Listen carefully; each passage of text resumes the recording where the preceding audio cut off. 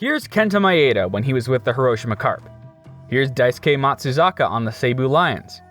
And here's Yomiuri Giants legend Tsuneo Horiuchi. Notice anything?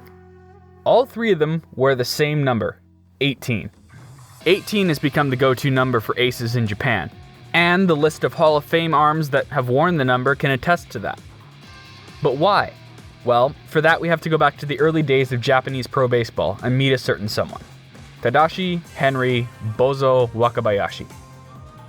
Wakabayashi was a second-generation Japanese-American who had come to Japan to play university ball for Hosei University, who are a member of the Tokyo Big Six. Hosei, historically the strongest of the six schools, was accused of using unethical tactics to strengthen their baseball program, so Wakabayashi was forced to retake his senior year of high school in Yokohama, despite being 21 years old. How do you do, fellow kids? He pitched at Hosei for 5 years, leading them nearly single-handedly to Big Six championships in 1932 and 1934, before his eligibility ran out. After working briefly for Columbia Music's Japanese division, the formation of the Japanese Professional Baseball League had many suitors knocking at his door. He would end up signing with the Osaka Tigers, who are now known as the Hanshin Tigers. Initially, the Tigers wanted to give him number 4.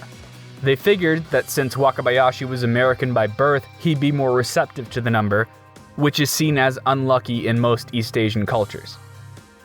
Wakabayashi, predictably, refused the number, and thus would be given the next available one, 18. Wakabayashi went on to play for the Tigers until 1949, putting up a 1.9 ERA in over 3,400 innings, even though he walked more people than he struck out.